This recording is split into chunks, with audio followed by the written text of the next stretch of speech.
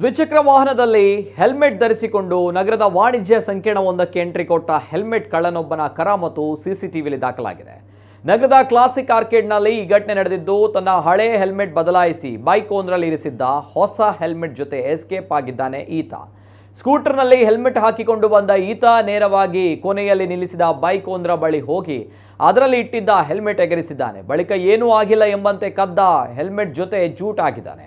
ಈತನ ಈ ಕರಾಮತ್ತು ಸಿಸಿಟಿವಿಯಲ್ಲಿ ದಾಖಲಾಗಿದ್ದು, ಈತನ ಹೆಲ್ಮೆಟ್ ಎಕ್ಸ್ಚೇಂಜ್ ಕೈ ಚಳಕ ಬೆಳಕಿಗೆ ಬಂದಿದೆ.